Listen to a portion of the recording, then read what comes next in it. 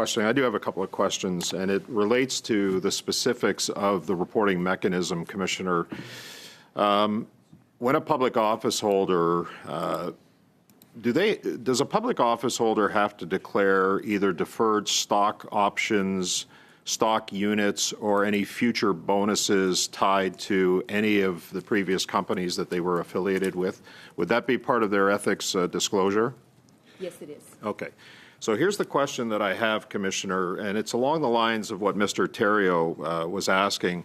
When these the screens are set up, wouldn't that cause a reasonable person to conclude that the public office holder is in fact benefiting from those deferred stock options, units, and future bonuses, despite the fact that the blind trust is being set up? Now, if that public officer holder, for example, was a prime minister whose major policy platforms were, for example, housing, infrastructure, EV mandates, and all that stuff, wouldn't that cause a reasonable person to conclude that they are in fact benefiting, blind trust notwithstanding, screens notwithstanding, that they are in fact benefiting as a result of the decisions that are being made, major policy decisions in this country? Wouldn't that cause a reasonable thinking person to conclude that there is in fact a conflict and that person is in fact benefiting as a result of these decisions?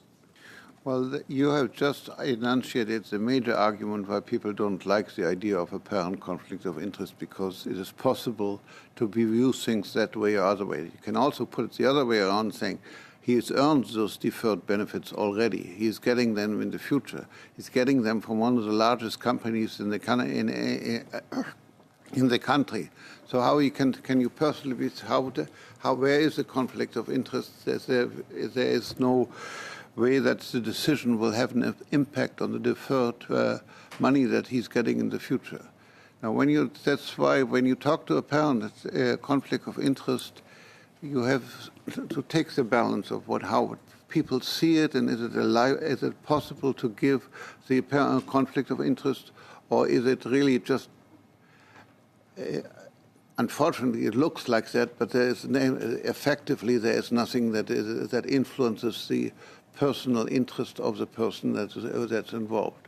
They are very appearances of conflict of interest, as I meant in a decision that was read out and that Mr. Oliphant suggests, is you take basically how does a reasonable person outside, knowing fully well the situation, would regard that, etc. And this fully well, the information is key. You have to understand how a deferred benefit works, how it was earned, and etc. So I don't know how to answer your question, Mr. Chair. It's the best I can do.